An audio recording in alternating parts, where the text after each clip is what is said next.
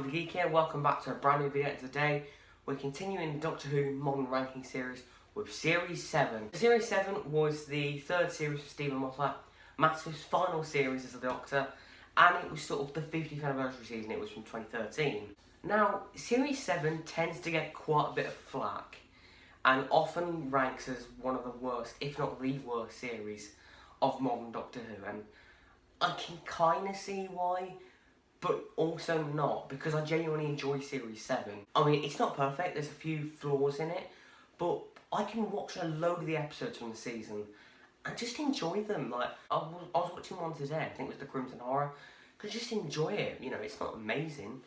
Yeah. And what I like about Series 7 is that it learns from the mistakes of Series 6. You know, it's not overly complex with the story arc. You know, it tries to go for the more, you know, the blockbuster every week. And while it's not the best approach, I think learning from mistakes and trying to do something different is always going to be good in my book. So, we've got quite a lot of episodes to get through, so let's get to it. Geronimo. Number 13, Asylum of the Daleks. Easily my least favourite Dalek story in the show's history. There's plot holes and continuity errors all over the place. The idea of a Dalek parliament is just stupid. Like, I get they would have like a hierarchy and sort of a council to keep order, but why would they have a parliament? Why would they have a democracy? That's not what the Daleks are. It's just stupid.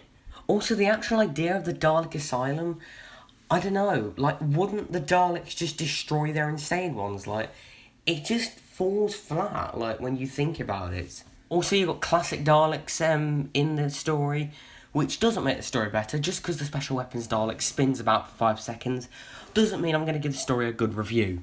However, the main thing I hate about the story is the Amy and Rory divorce subplot. It's pointless, adds nothing to them, and it's genuinely not nice to watch. It comes off as really mean-spirited, and I just do not like watching it. Number 12, Dinosaurs on a Spaceship. What a surprise that a Chris Chibnall script's near the bottom of the list. The idea of just dinosaurs and spaceships, like, it should sound fun, but it's boring and it's just drab, and it feels a mess. It just feels like all these different ideas, you know, dinosaurs, spaceships, all these different historical figures just merged together, and there's no structure to it. Mitchell and Webb comedy robots are a bit naff and just kind of wasted, and I've got to say, this is one of Matt Smith's weakest performances. I think he does go a bit too childish at times. If there's one thing I can give it though, the villain, Solomon, played by David Bradley, is really good, and David Bradley gives a really good performance before he was the first Doctor. So that's the only real saving grace though. Number 11, Nightmare in Silver. This is a really disappointing Cyberman story, and the fact that it comes from Neil Gaiman makes it even more disappointing, as he wrote The Doctor's Wife from Series 6, which was fantastic. I think Matt Smith's performance as the Cyber Planet is a bit too over the top. Him as the Doctor is fine, but yeah, he just hands it up quite a bit. The kids in the story are really annoying. The Cyberman design is just, it's way too robotic. I mean, I like the idea of them becoming really advanced, but it's like, why can they take the head off? Why can you take your hands off? That's not what the Cybermen are. However, I can see what Neil Gaiman was trying to do. I can see where he was trying to go with it. And, you know, it has a fair few good elements. You know, Matt Smith's great. The theme park setting, you know, space theme park's really cool. And Warwick Davis in it, and that's always brilliant. Number 10, The Power of Three. Another Chris Chibnall script, but actually not too bad. It has some good stuff to it. The character stuff's really good. You know, the Doctor, Amy, Rory, Brian Williams, you know, you get to see the home life. And that was quite refreshing in the Matt Smith era. And, you know, you've got a unit in this story. And the idea of just these cubes just appearing overnight is such a weird, whimsical concept. Very sort of Douglas Adams sci-fi, and I really like that. There's some real creativity on display here. However, what massively drags the story down is when they get onto the spaceship, it turns out the real villain is this Emperor Palpatine-looking geezer.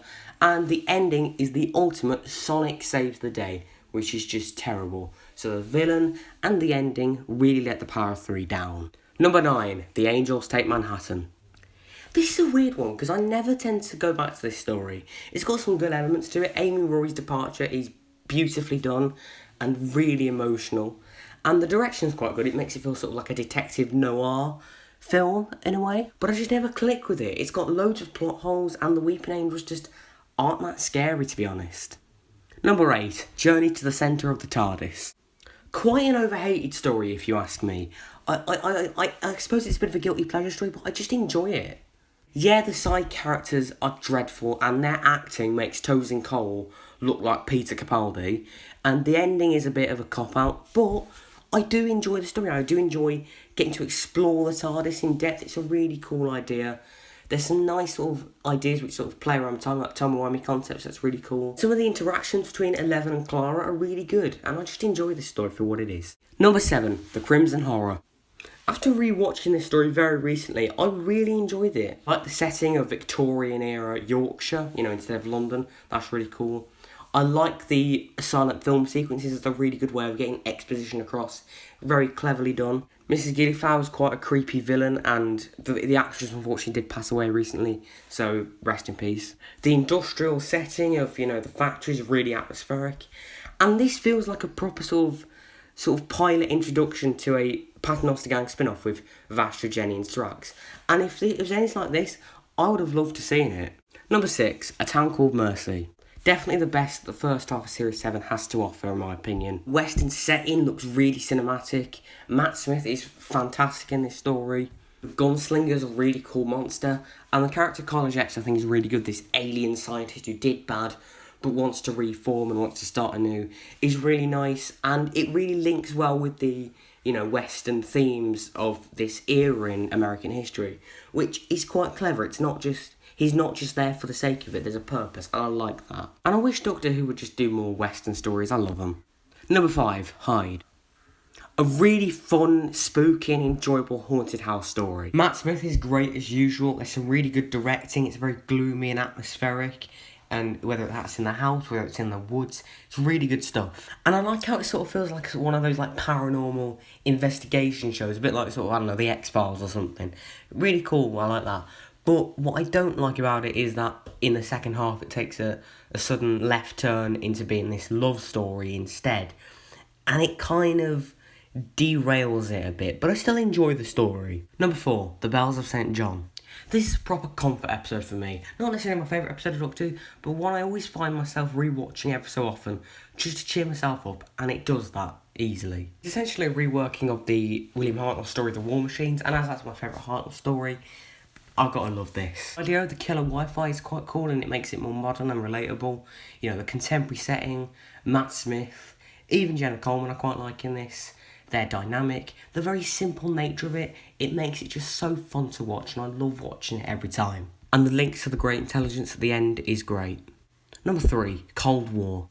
This is a great reintroduction to the Ice Warriors for modern Who. The setting of a Soviet submarine makes it very claustrophobic and atmospheric, and it being set in the Cold War is really clever because not only is that a really interesting time in history, it's also really well paralleled with the Ice Warriors. Speaking of the Ice Warriors, Skaldak is one of my favourite individualised warriors. He's just he's got a real presence to him, and he's very honourable but very violent and deadly at the same time. Matt's performance is a lot more serious than usual. The side characters are great. The gloomy atmosphere of the submarine, it's brilliantly directed and just a fun episode to watch.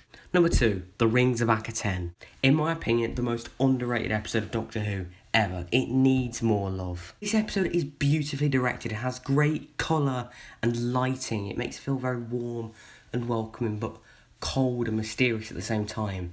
The world building is phenomenal. You just get to explore this weird alien marketplace, and it was so refreshing for New Who to do something like that. Matt Smith's performance in this is stellar, and his speech to the old god at the end of the story is phenomenal. The long song is such a beautiful song in Doctor Who. It's genuinely beautiful, and this story properly develops Clara as an actual character, and it's easily her best outing in the show. And then the themes of religion and who you put your faith in is a really interesting touch to the story. Yeah, the resolution's a bit rushed, but I can't really hold it against it since a lot of modern Who stories have rushed endings, and this one had a lot going for it. Number 1, The Name of the Doctor. I genuinely love this finale. I've always found it a proper edge-of-your-seat episode. Yeah, it's the Doctor dying, but I think this is the best it was done. Richard E. Grant is really sinister as the Great Intelligence. The Whispermen are quite creepy. The way it's got so many characters from the Smith era, like, the Paternoster Gang, River Song and Clara, obviously, it makes it feel properly grand. The idea of the planet Trenzalore being the Doctor's grave is such a dark, sort of bleak idea, and it feels really edge of your seat. Yeah, Clara interfering with the Doctor's timeline, no, telling her still the TARDIS, does annoy me, but I can let it slide because we wouldn't get that glorious cliffhanger with John Hurt as the Doctor, and it leads perfectly into the 50th anniversary special, which is just brilliant.